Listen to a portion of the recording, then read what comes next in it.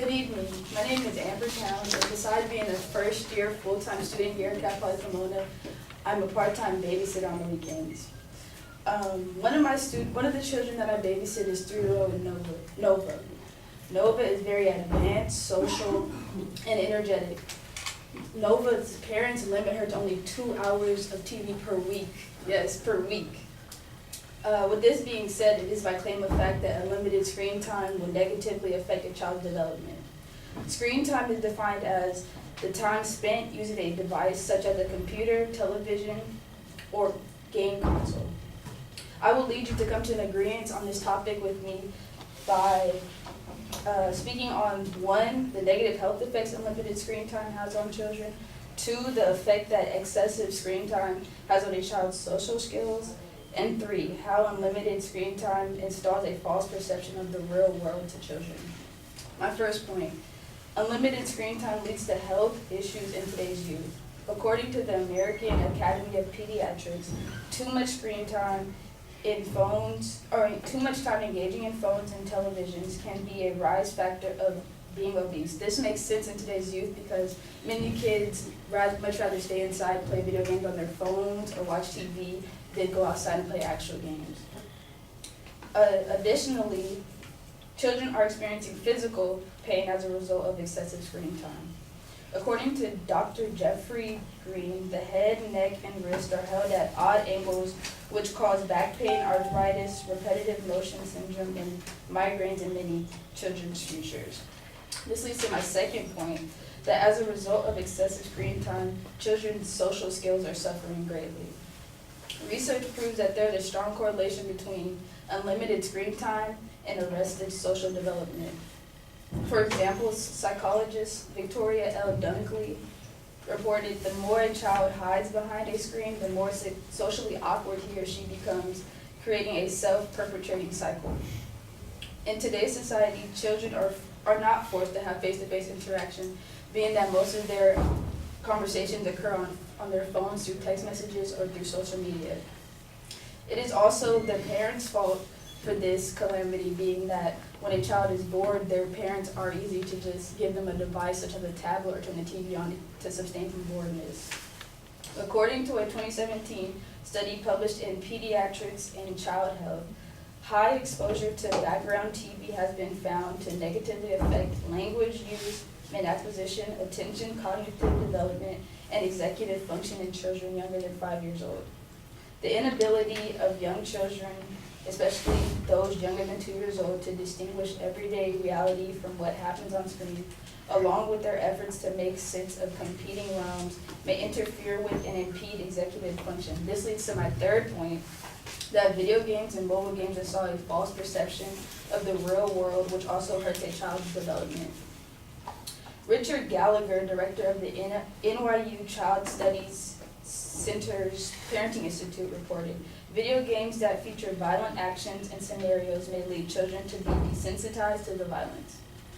Remotely, children who play first-person shooter games are known to be detached from the real world and are predicted to have more aggressive thoughts and actions.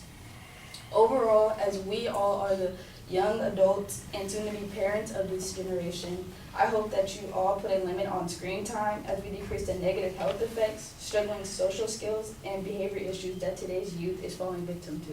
Thank you.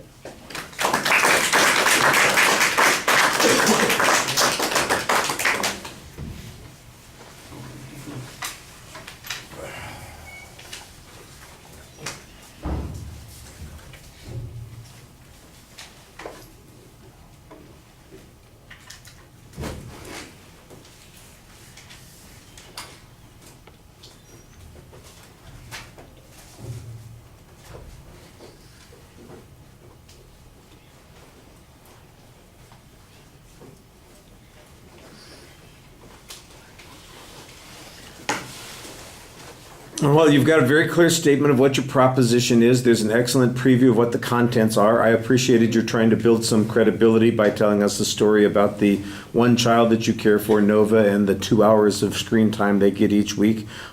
Be interesting to know what kind of screen time they get, if they get the access to the phone or television or the computer. That kind of thing might be something that would also tell us if there was a relationship between certain kinds of screen time and performance and abilities. The supporting points, like I said, they're laid out early on, and then you signpost them as you get to them, so it's very easy to follow your argument. I think you explained most of your points pretty well. The first point had some information about the relationship to obesity and then to some other general health issues. I think, like I said to a couple of other people, I think you've got a good argument here. I think the content needs to be developed a little bit more. The proof here is minimal. It leads me to believe in general that there could be a problem here, but it's not necessarily sufficient to convince me that this problem is in fact strongly associated with the screen time issue. There's probably a lot of additional information that connects these things, and a couple of more examples or statistics on that first point would help make it a little bit more substantive. The theory on the second point, I think, is pretty nicely explained, but once again, it is, it's a theoretical concept that we're getting information on. It doesn't look like there have been any cases that have been documented, any information that we can generalize from, except the theory that is presented in these particular cases. I think that this is an interesting concept. It's supported by people who are probably credible in their fields. But again, the question of sufficiency would be stronger if we had some other data to back it up. Do kids have fewer friends than they once had? Is their vocabulary, has it changed in some way, shape, or form?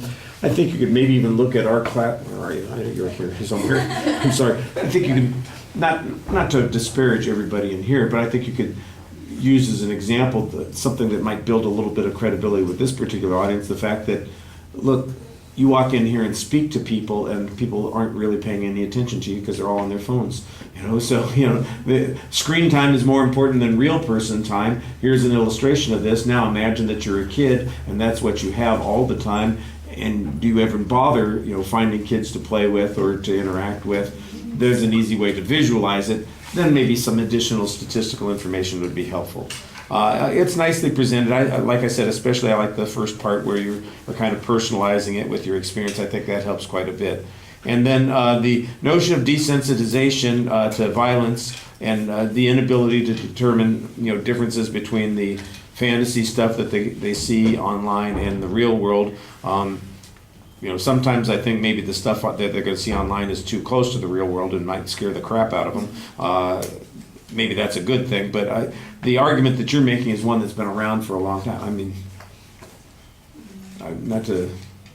I'm sorry, old man story here again, but I was hearing speeches like this back in 1979 that were talking about violence on television and kids, not being able to perceive the difference between what's going on, and they might be more inclined to violence. So can we see some information that suggests that that's really happened as a consequence? If this has been going on for a long time, and we're not just talking about computer screen time or phone screen time, but TV screen time, for instance, then there should be an accumulation of information that's a little bit more substantive. So like a couple of the earlier speeches, I think you've got a good structure. I think there's good information on each of the individual points. The question is it sufficient to convince me that this is a problem? I'm on the brink, but you want to push me over the edge. You want to push us all over the edge. Well, maybe that's just because of point number 3. We've all been desensitized to so much violence that we want to push each other over the edge. All right. Thank you. Mm-hmm.